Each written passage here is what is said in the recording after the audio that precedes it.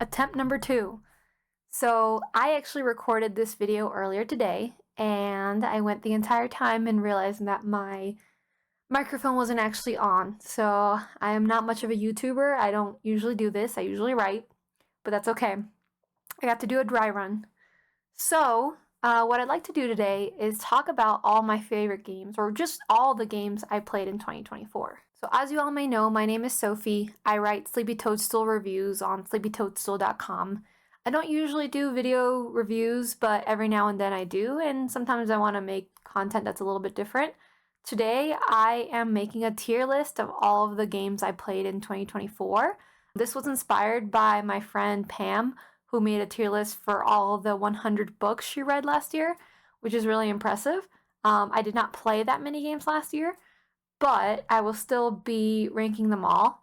Or at least I will be ranking out all the indie games. I'm actually not going to mention the AAA games I played, but I actually didn't play very many AAA games. So let's go ahead and take a look at that. So my very top ranking is called Won't Shut Up About It. These are S tier games. These are my favorite games this year that I've probably been talking to my friends about or just mentioning in general. The second category is games that I think everyone should play just because they're really, really good games. Third category is they're good games. Nothing more to it than that. They're just really enjoyable, but not my favorite games. Don't know why this one's being weird, but the fourth category is flawed but enjoyable. There's some issues with them. Maybe I didn't enjoy them the whole time, but still overall liked them. And then the very last one is mid, just okay, just kind of whatever. You'll notice I don't have a category that's like really bad. I just didn't play anything this year that I really hated, especially considering like I tend to just drop off games where I don't like them. So I kind of just pick what I think I might like, and I didn't really hate any of the games this year, thankfully. So let's start. I'm going to give a little bit of a background on each of the games, what I liked about it, what I didn't like about it. The first game is Animal Well. So this is a game that was really popular last year. It's made by one person. It is a really impressive, like, Metroidvania style game. You're just a little blob, and you're exploring this big well, and there's a lot of directions you can go, and you gain these different items and abilities and kind of find out the secrets of this animal well. It is very cool. It is kind of hard at times and sometimes a little bit hard to know where to go. I found myself to be like a little bit lost at times, and it's one of those games that were like to do everything, to do 100%, it is actually quite a lot. This one was really good, but it's just not my favorite thing ever. So I'm going to put this in the everyone should play it category. I do think everyone should play this game, especially if you like Metroidvanias. Okay, next game is As Dusk Falls. I played this pretty early this year, and it's not a AAA game, but I also have a hard time calling it an indie game, so it's kind of in between. But I do want to highlight it because this was a really cool game. It is kind of in the alleyway of like Life is Strange. Well, more like Until Dawn, like making choices quickly and that determining a different outcome. The story in this game was incredible. You play these 3 different characters throughout, and the stories kind of come together, but the way that the characters are sort of described and the way that they tell their story is really good. It's kind of hard for me to pick up on any details since it's been a while. Apparently there's supposed to be a part 2 to this game, I think. I haven't heard much news on it, so I'm just hoping that'll happen. Anyway, I think I would actually put this under everyone should play as well. Very, very interesting, like, narrative experience. Next, we have Carto. This is a really cute puzzle game. This didn't come out this year, but I really liked it, and I found it this year. So in Carto, you have a map that you can move around. So essentially, when you take a look at the map, you can move pieces of it to different places, changing the actual landscape where you are. So let's say there's a river in the way, you can move that out of the way by flipping the map. It's really creative, really fun. I actually thought the story was really cute too, so I hate to keep putting everything in the same category right now, but this is another everyone should play, maybe at the lower end of that. Next we have Case of the Golden Idol. So if you haven't heard of this game, this is like a puzzle sort of detective game. It is similar to something like Obra Dinn, where you have a scene of something that happened and you have to determine who's there, what happened, what are all the pieces of the puzzle, you know? And some of these puzzles can take like an hour to solve, sometimes more. And it's really like thought inducing and interesting. And I really enjoy this. This game has like that old PC game art style, which I think is really cool as well. It's like hard to feel invested in the characters sometimes because it's like so bizarre. But really like this game and I recommend it to anyone who's into those kinds of like deduction games. I'll organize this more later, but as of now, that's my order. Okay, next we have a ranger. So I like this game a lot. I think I will go ahead and put it here because it's a little bit below these games. But I played this on my phone, which I wouldn't normally do. I feel like that gave it a little bit of an unfair, like, I didn't like it as much because I don't like playing games on my phone. But it was on Netflix, so I just kind of used it from there. This is a game kind of similar to Cardo-ish, where you can move the map a little bit, but you move the squares in which you're going. So it's kind of like a slide puzzle. Everywhere you kind of move has to move something else. It's really clever, really good puzzle game, cute story. Just not like as interesting mechanics wise, although it did get pretty challenging at times, and I enjoyed that. And speaking of good puzzle games, I absolutely loved Chance of Sennar. So this is a game where you are basically trying to decrypt or decode a language. You get these runes and you don't know what they mean. And you start to find out their meaning by the way they're used. So you start to assign a word to them. And then once you figure out that whole language, then there are more languages to decode and understand using the language you currently know. Basically, it's a whole series of like decoding and sometimes guessing and figuring out what things mean. And it's so clever. I wish there was another game like this. I loved it. Next is Content Warning. This is a really popular multiplayer game where you and your friends go into like a cave and film things. Basically, you're content creators and there's monsters down there. So you're trying to capture all the action on your camera. It's hard for me to judge multiplayer games because my experience of it depends on who I played it with. So I played this with my best friends and I had a great time. I think the game has its flaws, but because I really enjoyed playing it with my friends, I really liked the game. Again, usually not a multiplayer game person, but a lot of fun. The Cub, I played this earlier in the year as well. This game was really interesting because it is a post-apocalyptic Earth and humans have, I guess rich humans have left Earth and abandoned it, gone to another planet and colonized somewhere else. But some people were left behind and so were creatures. And so this is a story of like a kid who was left behind and just kind of adapted to the toxic environment and became kind of animalistic. But it's a platformer and there's some really cool music, really cool themes. I really like the way this was told. It was like a little bit short, but for the most part, I just thought it was like, had really good vibes. You know what I mean? So I'm going to put this on the top of their good games. Harold Halibut. So this one's complicated. I feel like artistically this is very impressive. This game is fully stop motion, or at least it's stop motion art style. I don't 100% know how they did it, but it's really impressive. I've never seen a game that looks quite like that. It's also a really strange story. It's about like a society that lives underwater in a submarine, but they're like on another planet. Kind of like alien stuff happens, but at times the gameplay was just like not very fun. You just kind of walk around as this like very slow moving dude. I am kind of torn on this one. I'm gonna put it under flawed because I struggled with some parts of it, but it is like artistically very cool. So we'll revisit that later, but I'm gonna put it there.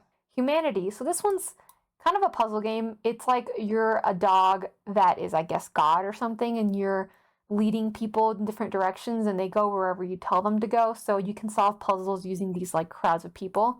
Sometimes you lead people off a cliff, sometimes you lead them into war. It's a really goofy puzzle game. I did like it a lot though. So yeah, I played Humanity a while ago. It's hard for me to remember how I felt about it, but it's a good puzzle game. I'm just gonna put it under their good games for now. Okay, Imposter Factory. So this is by the creator of To the Moon and Finding Paradise. And one good thing about those games is that they are really emotional and have really good music, but sometimes the humor is like really weird at random times. And I felt like this game got it right where it was like a good story. It had a little bit of humor, but it wasn't like at inappropriate times, in my opinion. So it kind of got that stuff right. However, it didn't have the good music that some of the other games have. So that was kind of a bummer.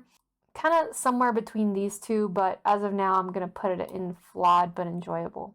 Okay, Jusant is actually a game that came out late 2023, and I played it beginning of 2024, and I liked it a lot. I'm going to put this in Won't Shut Up About It because it plays so well. It's a game where you climb. You just do a lot of climbing, and you find out why the society lived like above on a mountain, at this high elevation, but the climbing of it, it's weirdly really, really satisfying and very fun. Yeah, for that reason, I really, really liked the gameplay. Even though the story like was a little vague, but it was really beautiful. So I highly recommend this game for sure. Little Gator game. So this is super cute. It's obviously a little alligator.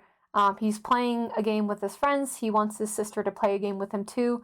It's very much like a Zelda game, but like really kind of cute and wholesome. This ended up being like really fun to explore and everything. I think this would be still in their good games for me. Like, yeah, somewhere around there. Little Kitty Big City. So I was expecting this to be a little bit more like Untitled Goose Game, where you just like are an animal causing a lot of chaos, and there's definitely a good bit of that, but it's also like more kind of cutesy and like, oh, it's the little cat talking to other animals. Wasn't exactly like what I wanted from it. I still really liked it. I think it would be near the top of this category somewhere. Wasn't in love with it. Lorelei and the Laser Eyes. This was a crazy puzzle game. This broke my brain. So if you like puzzle games that really challenge you, I do recommend playing this game.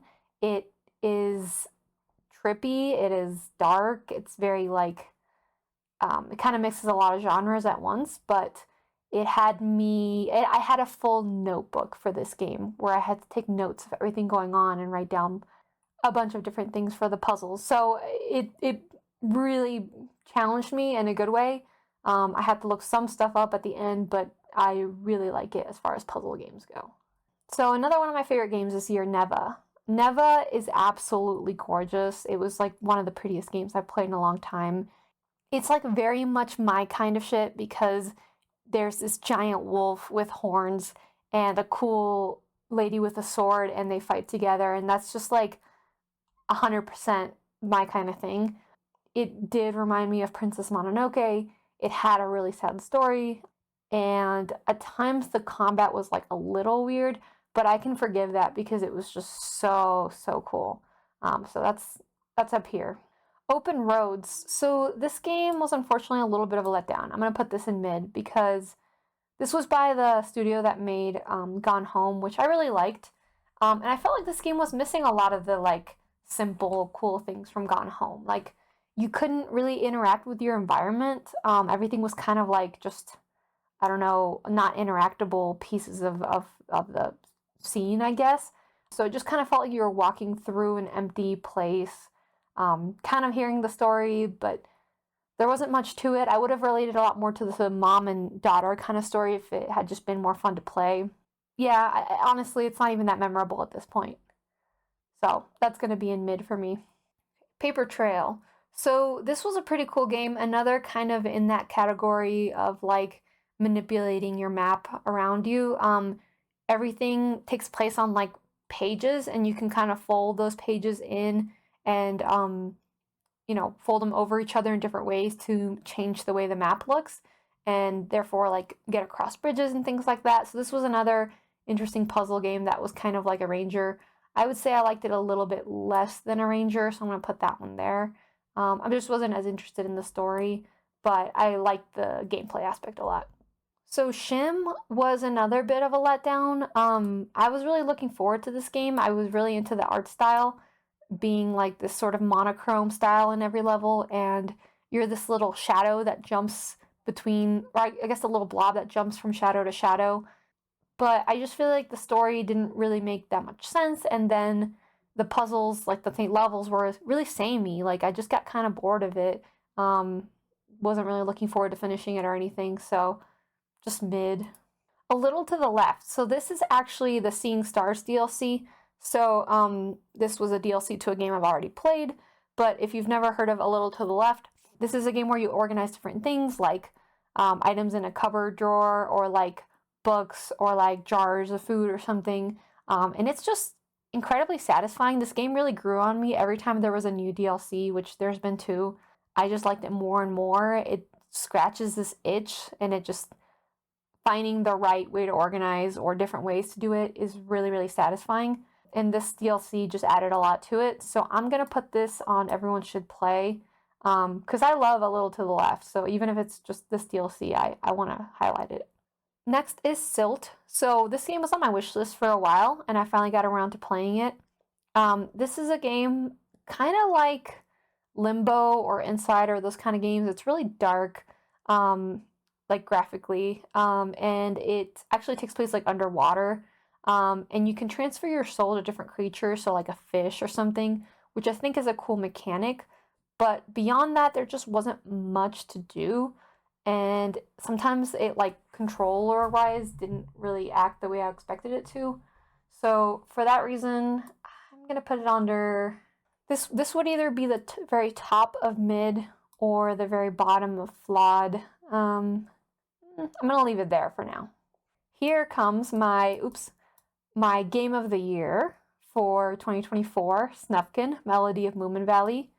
This game kind of changed a lot of my interest this year because it got me into the Moomins. If you want to know more about that, watch my video review on this game. But I got really interested in the Moomins. I think they're so cute. This story specifically in this game is about like environmental justice, and like basically the cruelty of like taking public spaces and making them private, and gets into that a little bit more, but just protecting nature as well. I actually played through this game twice. I liked it so much, I went back and I got all the achievements. It was just that enjoyable and that cute, and I love the art style and everything. So, for that reason, I really don't shut up about this game. Next, we have Until Then. I'm so mixed on this game because it like did destroy me emotionally, but it also didn't have much in the way of gameplay. It's kind of like a visual novel, moving around a little bit, but I thought it was going to be more like A Space for the Unbound, which I played like in 2023. I do really like the environment. It takes place in the Philippines, I believe, and I really like the relationship between like all the friends in this story, and the really, really tragic twist got me. It like really had me bawling, but other than that, it wasn't enjoyable the whole time. It's I'm torn because there were really good moments, but I'm gonna leave it in flawed but enjoyable because that makes sense. Next we have What the Car. So if you've ever heard of What the Golf, What the Golf was like this really goofy game where you're golfing but like with really weird things, or like you're throwing the golf stick in the hole. And What the Car is similarly goofy, but it's like with a car. And for that reason, it was more of like a driving game at times, which I don't care for as much. So it wasn't as like freeform in my opinion. The game kind of pushes you to use the user generated levels a lot, and I don't really want to do that until I finish the main story. So I kind of find it a little bit annoying that it kept routing me that way. Not that there's anything wrong with them, I just wanted to play the main game made by the developers. So, anyway, I enjoyed it. It's just not like that good, not as good as What the Golf. So I'm gonna put it in probably the top of this category. Okay, we have Coral Island, which I forgot that I played a lot of in 2024. It's kind of tough for me to judge this one because obviously, like, it's a great farming sim, really good art style, really unique storyline. But I do think, like, The actual farming sim aspect of this game isn't as good. Like, I kind of dropped off on it because I like lost track of what I was doing. I don't know. It's hard for me to pinpoint exactly what was wrong with it, but I do still think it's a really unique farming sim, and I would put it near the top of this category, but not like everyone should play, because I would probably recommend other farming sims on top of this one. Okay. The next game is Duck Detective: The Secret Salami. This was really cute. You play as a detective solving a case, and the cases are kind of goofy. It's not too hard to figure out the puzzles or anything, but at times there's like a decent bit of challenge.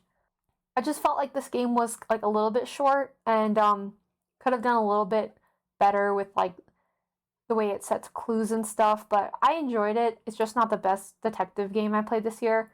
I'm gonna put this somewhere near maybe the end of this part. Dungeons of Hinterberg. So this was actually one of my favorite games this year. I will put this here near the top, somewhere near these two.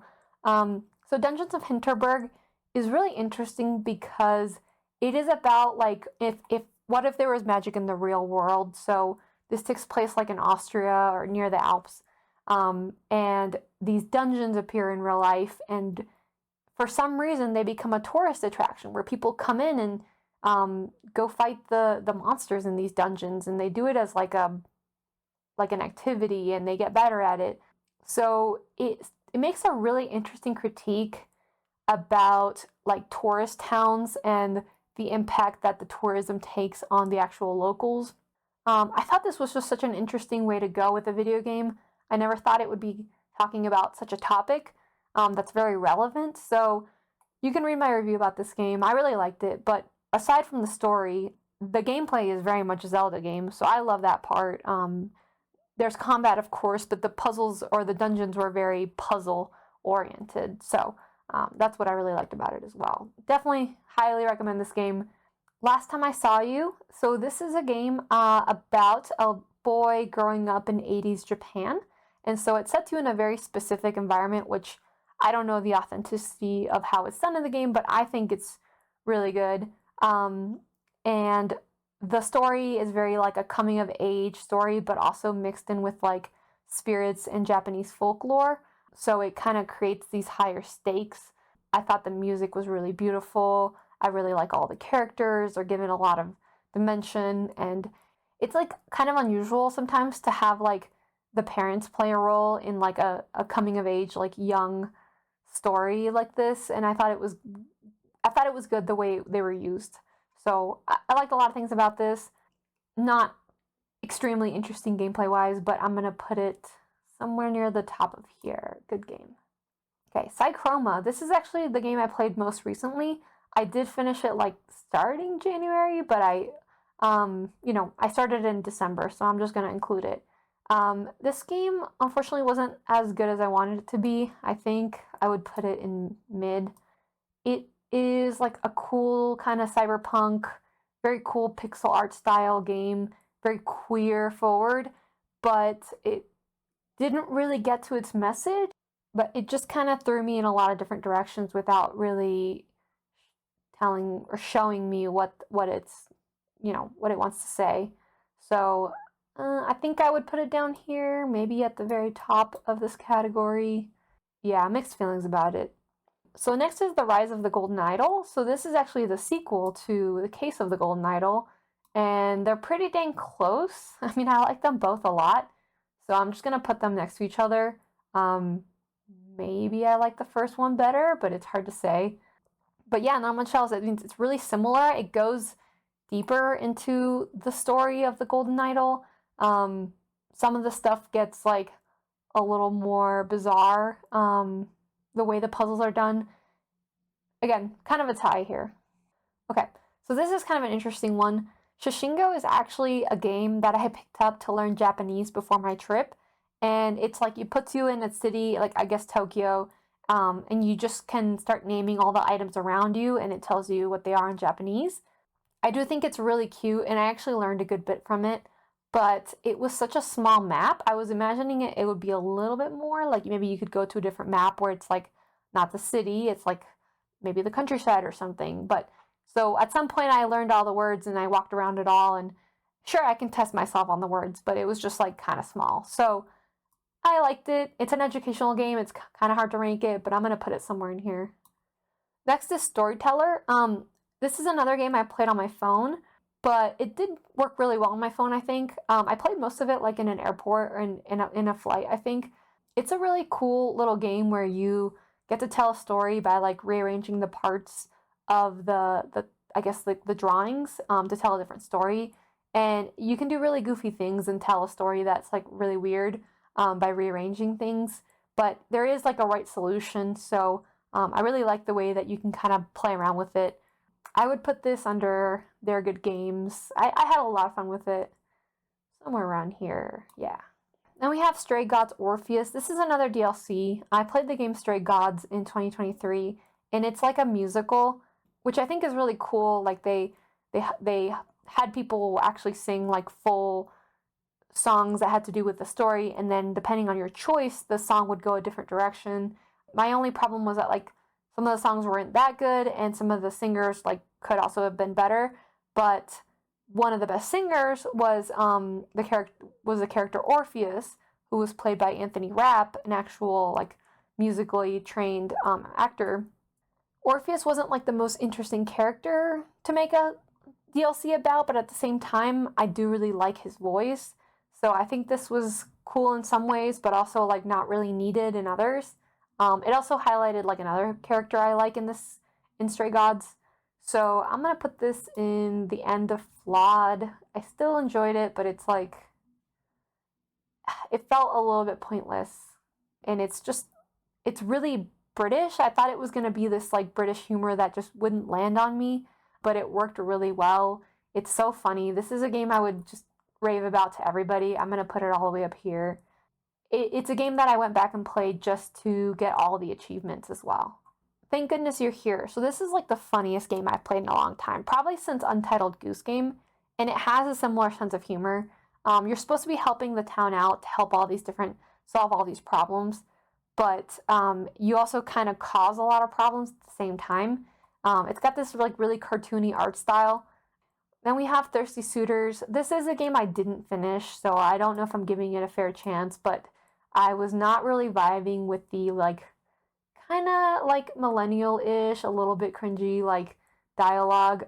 I do like how queer it is and like how the romance part of it, how interesting that is, but I just wasn't digging it. Like the parts outside of like the romance related battles that you have, which I think are really interesting, but the parts outside of that are kind of boring. So kind of just gave up on it. I might pick up on it again at some point.